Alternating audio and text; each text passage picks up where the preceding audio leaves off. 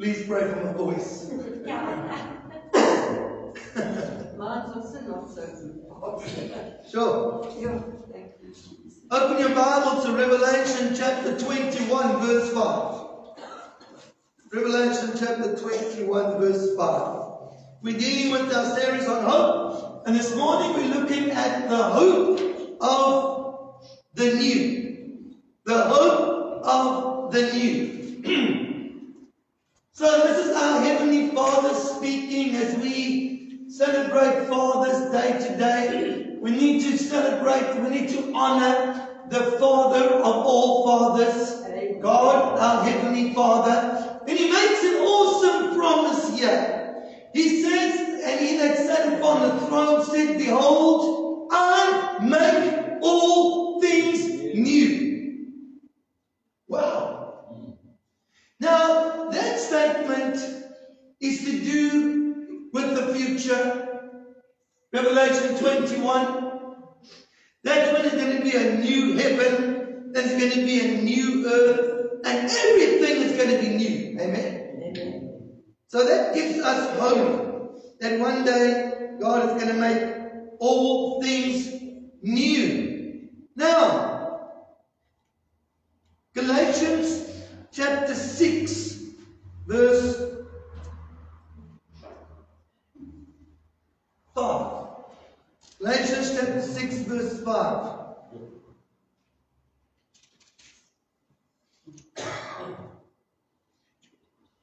Sorry, verse 15. Galatians 6, verse 15.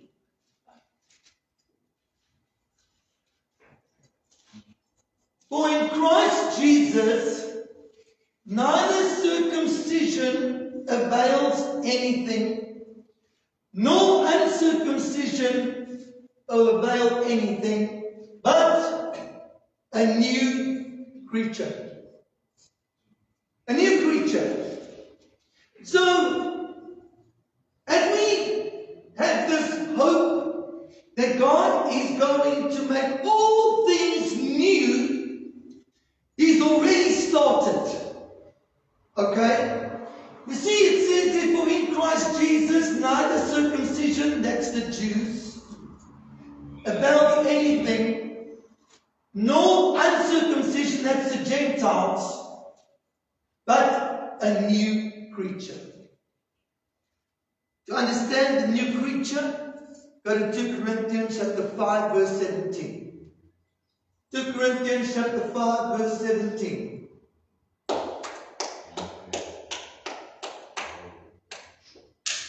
Therefore, if any man or woman be in Christ, he or she is a new creature.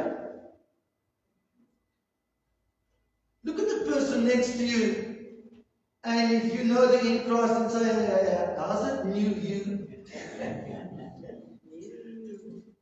How's it new you? That's what it says. Come on, church.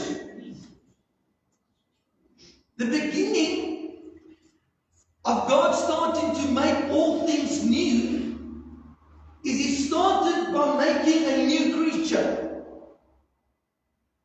And if we are in Christ, we've accepted Christ, then we are new creatures. We don't act like new creatures. But we are new creatures. Something new happened to you the moment you accepted Christ. Up until the time that we've accepted Christ, church of Jesus Christ, you need to know something. There was nothing new. It was all old. It was all old. At the age of 21, an old soul, me, an old soul came to Jesus. 21. You know, just think about something. Have you ever been to visit someone who's just had a baby? They've just been born. Come out of hospital, dancing, bundle of joy, and you say, how old? You say to the cute little dancing baby who's just started to breathe, how old? And then the mother says, a week old. How could you let them say a week new? Come on! When you're 96, it's easy to see you're 96 years old. But yet, when a baby is born, we have no problem looking at the baby and saying, how old? See, that's a reality. Why? Because the moment we are born, we begin to die. That's why we are 1 day old, 2 days old, 3 days old. But you've got to see something. At the moment you're born again, there's something new that's happened inside of you. Now, you're not the old anymore, you are the new. Look what it says. It says, any man be in Christ, you are a new creature. Watch. All things have passed away. Woo! This is what it means to be transformed by the renewing of your mind. It's to get to understand that the old has passed away and something new has come. Alright, now Romans chapter 6 verse 4. Romans chapter 6 verse 4.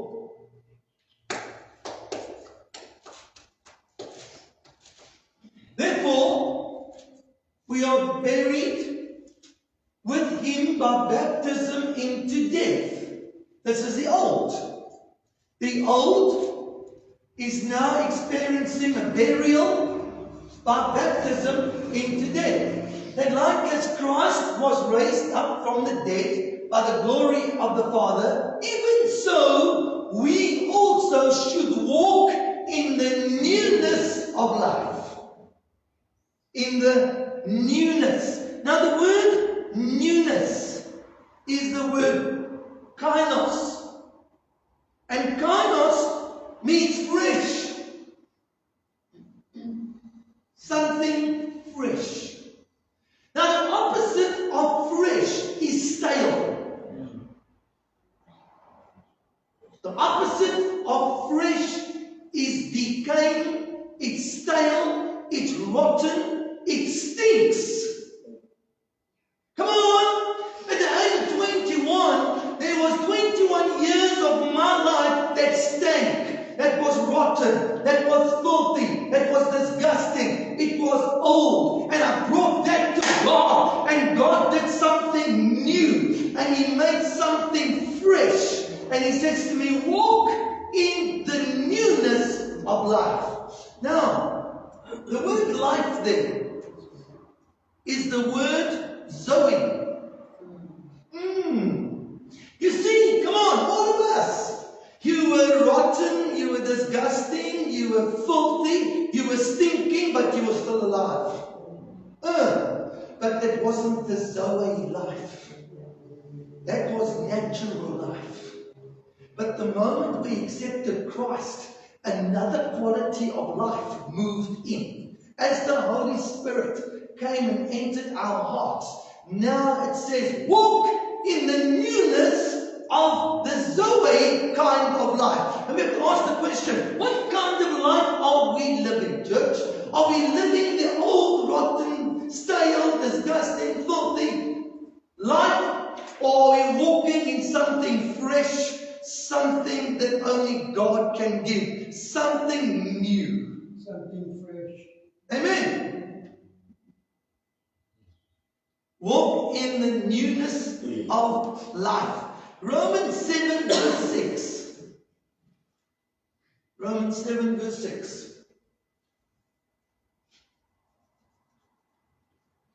And now we are delivered from the law, that being dead wherein you see that? Now we've been delivered from the law, that being dead. We dead. The old is dead. That's why you had the baptism. We buried it. Being dead. Wherein we were held, that we should serve in the newness of spirit, and not in the oldness of the letter.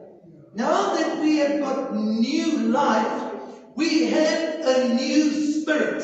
See, the Holy Spirit came and entered us, and immediately we generated our spirit and made our spirit new. Your flesh is old, but your spirit is new. So to walk in the newness of life is to walk in the newness of the spirit. Amen? All right. Now, Ephesians 4 verse 24. Now remember, in the midst of this new work that God has done inside of us, and He's given us the new, and we buried the old. The old has got resurrection capability. Did you know that? Yeah, look at you. See how quickly your partner can resurrect you. See how quickly the government can resurrect you. Yeah. Some of you without water. Who got resurrected? Did you handle that in the newness of life? Or did the dead, stinking, rotten, disgusting flesh begin to rise up? We've got a free will, you see. We can choose to walk in the newness of life, or we can walk in that deadness of the flesh. Verse 24. Put on the new man, or the new woman. Put on the new. Do you see that? Come on. You woke up this morning and you put on clothes But did you put on the new? See, if you don't put on the new, you will quickly see the old. The old is still there. Make a decision that you're not going to wear the old, but you're going to wear the new. Put on the new, which after God is created in righteousness and true holiness. 2 Peter 1 verse 4. 2 Peter 1 verse 4. Whereby are given to us exceeding great and precious promises, that by these you might be partakers of the divine nature. So not only are you've got a new spirit, you're a new person, but God has given you and I a new nature. Now watch. Partakers of the divine nature, having escaped the corruption that is in the world through lust.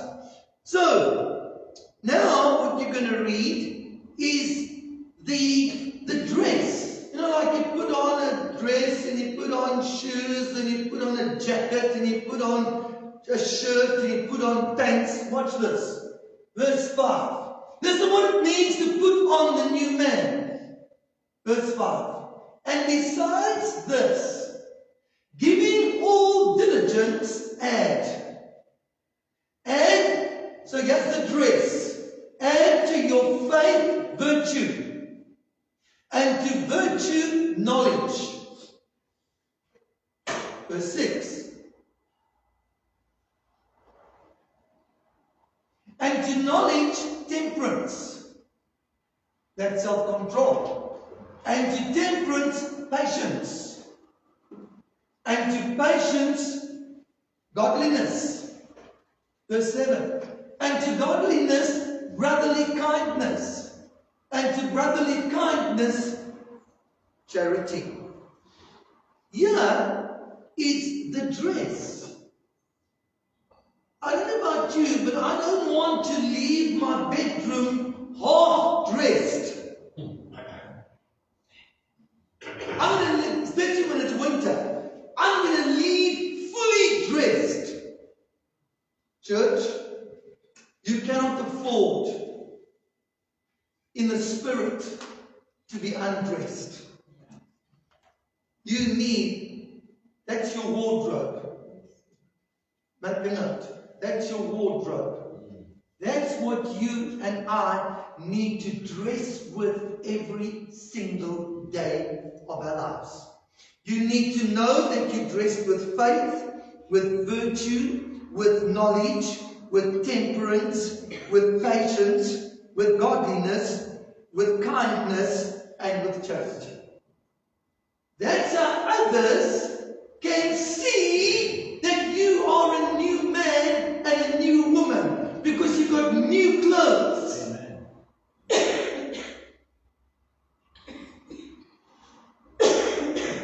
Colossians 3, verse 12. And we talk about winter. If you study prophecy, we are getting into winter times. The weather's getting bad. And that's not natural weather. It's spiritual weather. Look at this. Colossians 3, verse 12. Put on, once again. So it's like, depending on the temperature, you don't just want to be dressed, you want to be dressed warmly. Yes, some real warm dressing. Put on, therefore, as the elect of God, holy and beloved, bowels of mercy, kindness, humbleness of mind, meekness, and long suffering. Next verse. Verse 13. Forbearing, forgiving, Next verse. Charity. Next verse. The peace of God must rule in your heart. Next verse. The word of Christ to dwell in you richly in all wisdom, teaching, admonishing with one another in psalms and hymns, spiritual songs, and singing with grace in your hearts to the Lord. This is the characteristics, this is the dress of the new man and the new woman. But notice, the responsibility is on us. We've got to put it on. We've been given the nature, we've got the potential, but we need to add to that and put on. This is the responsibility of us all. If you don't put it on, you're going to manifest the old.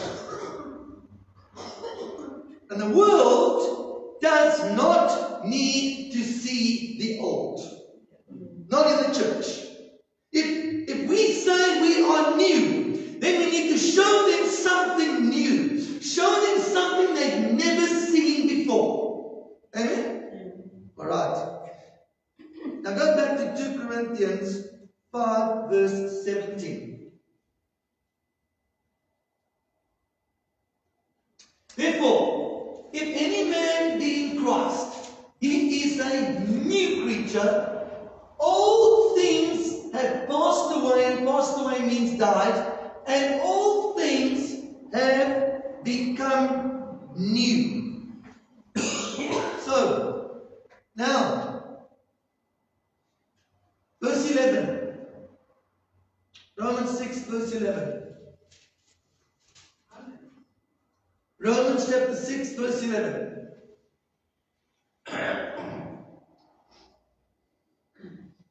We all need to do this.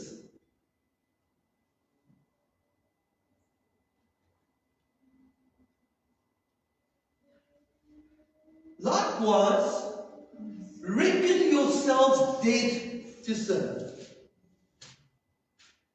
and alive to God through Jesus Christ our Lord. The word reckon is an accountant word. It's a word that accountants use. And it means to take an inventory. It means to take stock. So, if you ask me, how dead are you? I should be able to tell you. If I've taken stock. If I've made a list. And yes, the truth, church, we have got new natures, but not everything inside of us is dead.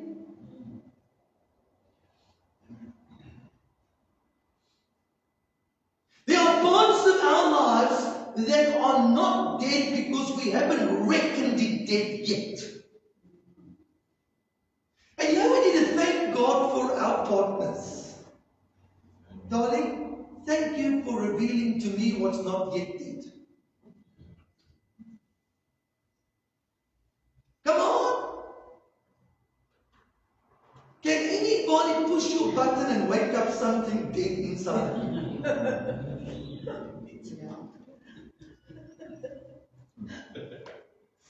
Now we get offended. Well, guess what? The new nature doesn't get offended. The moment you get offended is evidence that something that's supposed to be dead just woke up. Then we say, don't offend me. That's not your problem.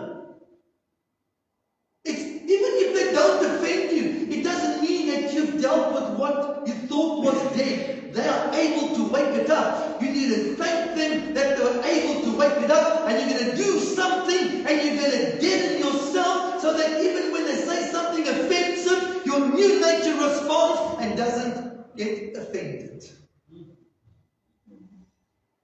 Come on, it's crazy how we want people around us to change and become better. If they become better, it doesn't mean that you are deader. And God knows how to deal with the dead. He knows how to bring people into your life. I thought I was dead in this area until I met so-and-so. God knows. Eye sharpens eye. It's the same thing. If you left to your own devices and you're surrounded with your behind in the butter, then everything is just running smoothly, you will not deal with every area of your life that should be dead. Thank God. This is love in action. I will bring someone to show you how undead you are. And you know what's sad? You have this conflict in marriages. And instead of both husband and wife going to their closets and going to take stock and going to find out what area did my partner wake up inside of me that's supposed to be dead, and let me deal with it. Instead of doing that, we say this: let's divorce and we kill the marriage instead of killing the flesh. No. God designed marriage, but marriage can only work if both parties are dead. And everything inside of them is dead. And all they've got is the new nature. And two new natures come together makes a happy marriage. Come on. See, God designed, He said that God had put together in marriage, let no man pull asunder. How on earth are you supposed to stay married for 50 years? Please. You better die. And everything that's not dead needs to die. Make sense, huh? Yeah. All right. Now, watch this. Look at Romans 8, verse 13.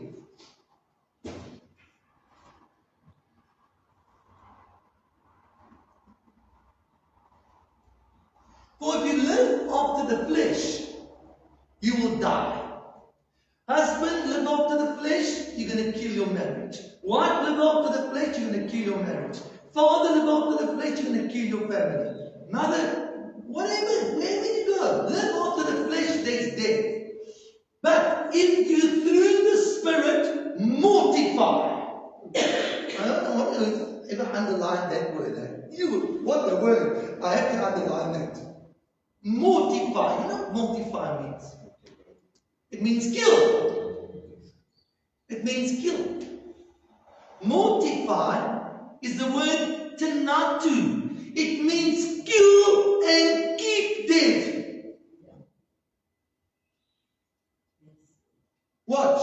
Mortify the deeds of the body. The body there symbolizes the old nature, the flesh. Mortify the deeds of the body. If you don't mortify them, they are going to be alive. So now go to Colossians 3 verse 5. Here is the deeds. Very specifically. Mortify. Same word. Kill. Kill and keep dead. Mortify, therefore, your members, the deeds of the flesh which are on the earth, and here's the list: fornication, uncleanness, inordinate affection, evil concupiscence, and covetousness, which is idolatry. There's a list of what we need to kill in the flesh. Uncleanness is moral impurity. Inordinate is lustful affection. Concupiscence is lust for that is forbidden. That is inside of the old nature, which is inside of us that are born again, you've got a new nature. But you've got to make a decision. Don't kill your marriage. Don't kill your family. Don't kill your business. Kill your flesh. Mortify those areas.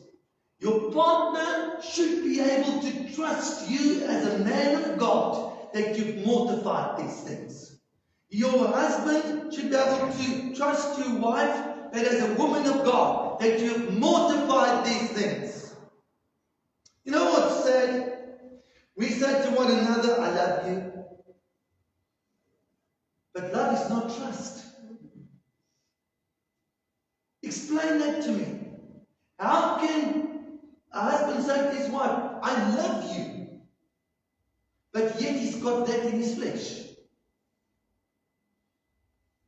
Love, true love, is going to develop trustworthiness. True love is going to kill that stuff. You don't only want your partner to love you, you want your partner to trust you as well.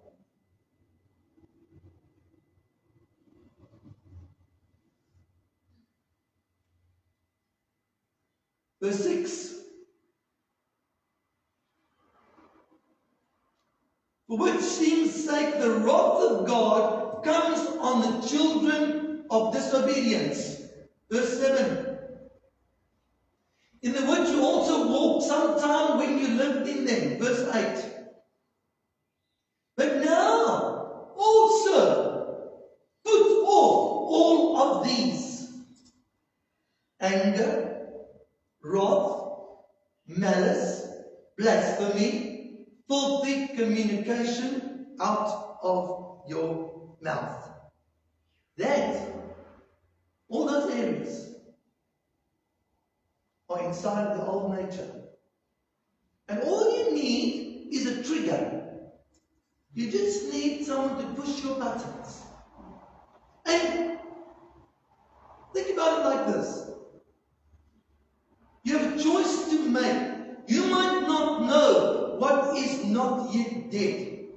But if someone can push your buttons and bring it to life, you then have a choice to make a decision. I need to deal with that. If you don't, then you are putting yourself in danger. God didn't put Jesus on the cross that he would die for our sins. He shed his blood.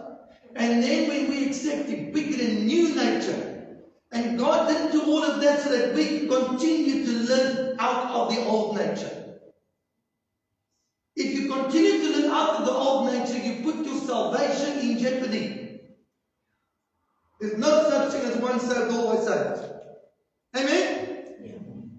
Now, Galatians 5 verse 17.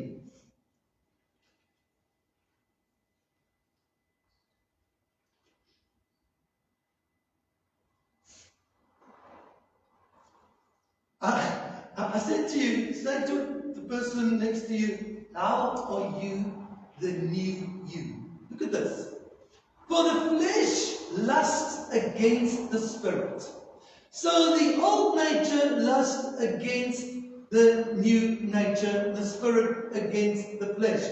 And these are contrary to the one to the other, so you cannot do the things that you would. There is a war going on inside of each one of us. And notice this has got nothing to do with the devil. This is the new and the old. Understand that? But understand this, that if you let the old stay alive, you give the devil a foothold and he works on the old. Okay? You've already got the old nature inside of you. That's already a struggle. You don't need to add the devil. You don't need to add demons to come and be strengthened by your flesh. You don't need that.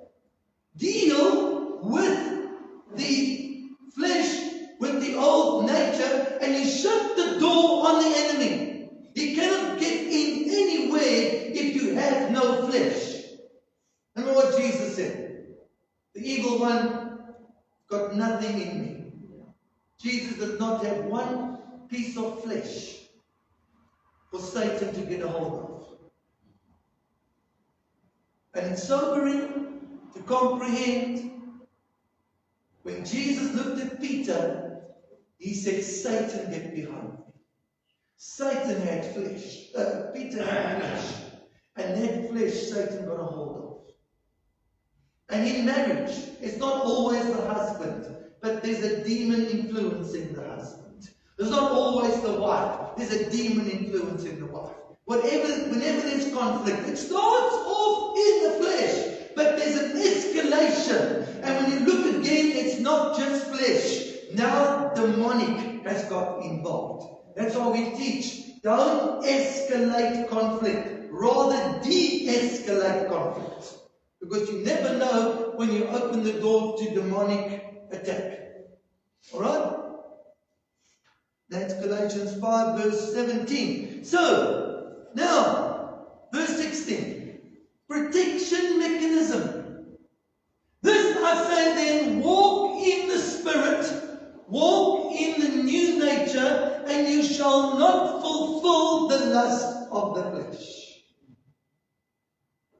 And that's why we need to be new nature conscious. Knowing that the old nature is there, but we need to be new nature conscious. And we need to stir up the new nature inside of us and not give the old nature a chance. Walk in the Spirit. Verse 18. If you are led by the Spirit, you're not under the law. So the Holy Spirit, listen, the Holy Spirit responds to our new nature. Notice the dress, different aspects of it, what was mentioned. The fruit of the Spirit is the fruit of a new nature. Love, joy, peace, patience, kindness. But that is the fruit of the Spirit. It's the fruit of the Holy Spirit. So if you walk in the Spirit, the Holy Spirit will cultivate this fruit in your life.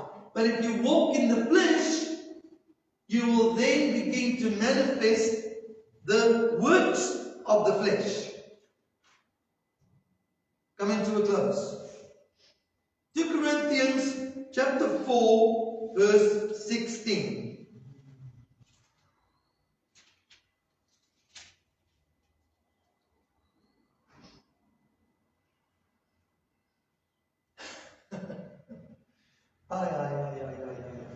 Now remember, there's a new creature, it's a new spirit, it's a new nature, and there's the old nature, the old man. Look at this. For which cause we faint not, but though our outward man. So in addition to all that we've also got an outward man. Now the outward man is the body. The physical body. So can you see something? We have two challenges as men and women of God.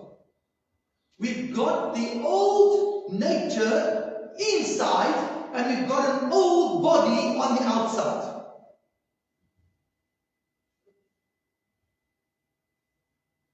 But it says we faint not. Though our outward man is perishing, yet the inward man is being renewed day by day.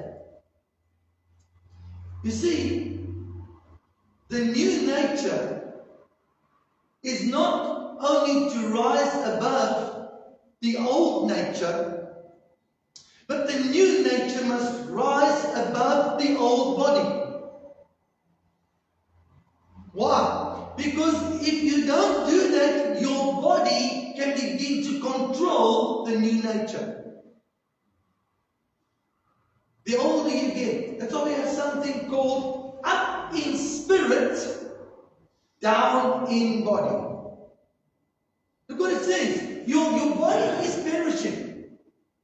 I've had elderly people come to me and say, Pastor, I've been in a church for 50, 60 years and I've never been discipled.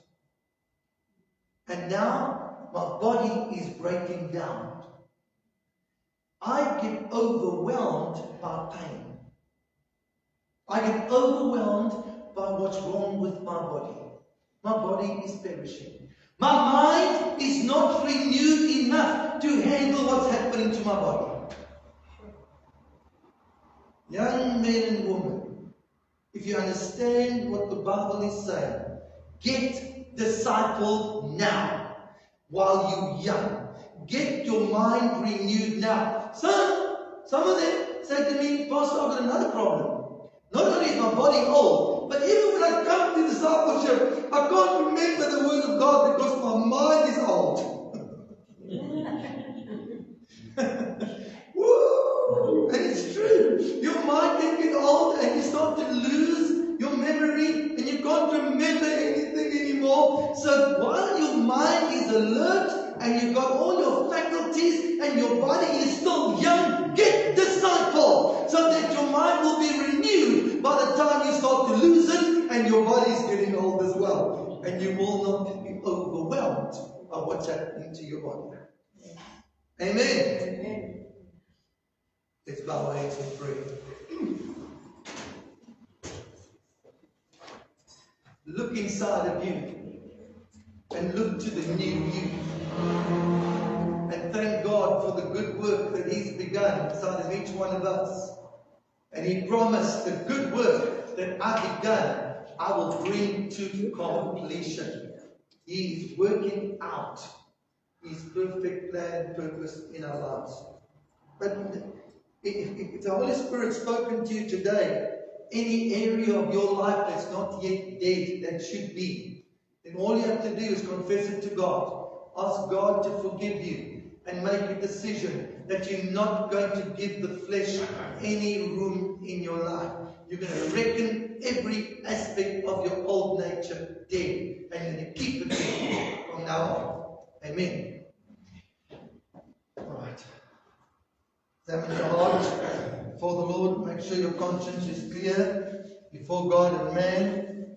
Then come to the table and receive the emblems and wait for one another and we partake together.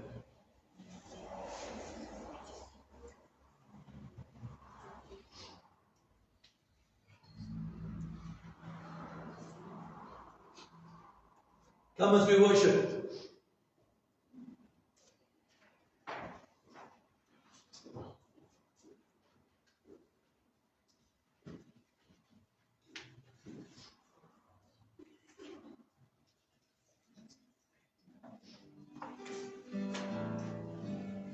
I'm a new creation.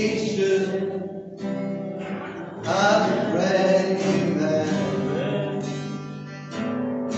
All things have passed away.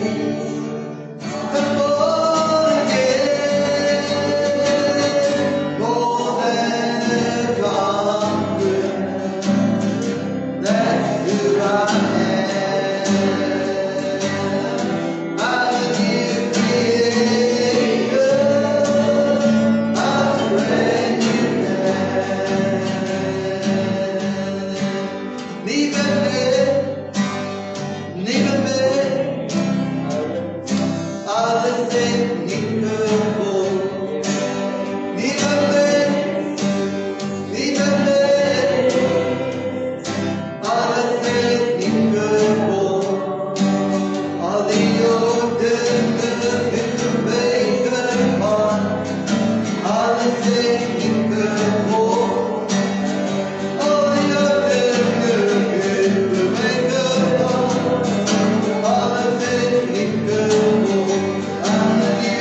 Yeah.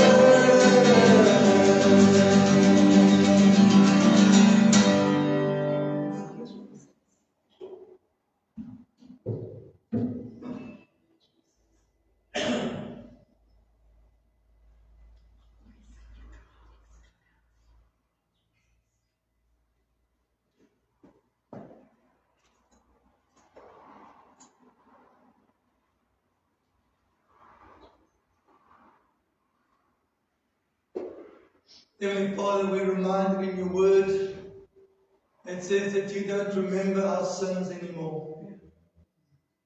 Thank you for the blood of Jesus that washes our sins right out of your memory. Thank you. And thank you, God, that if you can forget, then we can forget. And God, I pray that we'll take all that is old, all that is dead, and wipe it out of our minds, so that we can know the mind of Christ, and we can walk in the newness of life. All because of what Jesus did on the cross. Blood was shed, body was broken. We can experience forgiveness of sins, and you forget. Thank you that we can trust you to meet our deepest need, spirit, soul, and body. In Jesus' name we pray. Let's partake together.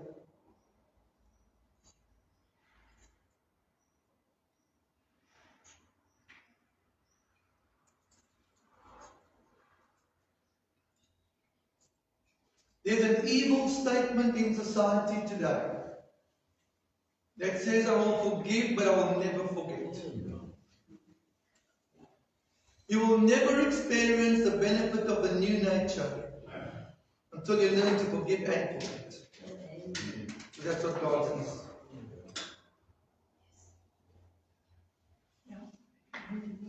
Amen. Okay. Any birthdays? Anniversaries? All right. Who are we praying for? Betty? How's mom doing, Shirley? Awesome. Continue praying for Sonia. Pray for Peter and Beverly, who's here with us time. How's Michelle doing? Still the same pastor, but Okay. still trusting the Lord. Who remembers JP? This is God. Watch God. This is JP. Oh, this is JP. Remember JP? Yes. And his fiancée, Anay. They sat here last Sunday morning. Yeah. And they came for discipleship. Wow. And in discipleship, it was revealed that he is unemployed. How old is he? He's 33. 30. And I think he will be raised.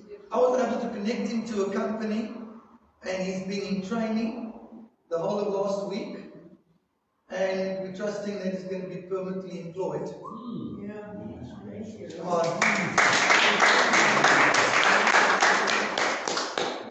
Continue praying for Anay's father, Philip, that he can find employment.